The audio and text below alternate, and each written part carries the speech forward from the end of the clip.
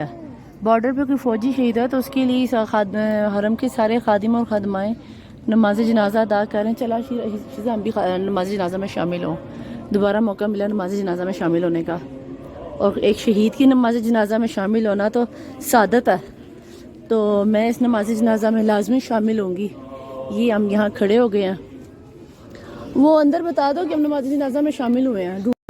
ये शहीद की रिश्तेदार و خاطر و بیوت علمای اعلام رو در جلسه इसका क्या लगता था? داشتیم. لا اله الا الله لا इलाहा इल्लल्लाह لا اله الا الله لا इलाहा इल्लल्लाह محمد رسول الله. در اسرائیل مرگ بر آل سعود، مرگ بر منافق، مرگ بر منافق، مرگ بر ضد ولایت فقیه، مرگ بر آمریکا، مرگ بر آمریکا.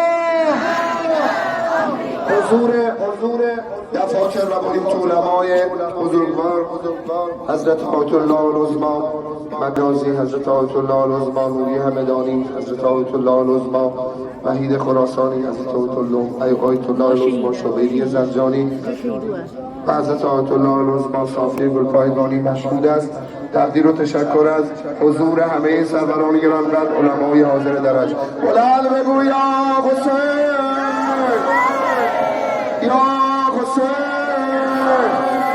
عزا امروز روز عزا امروز،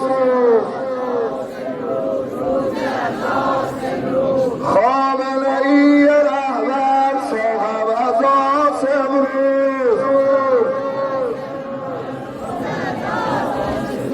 عزا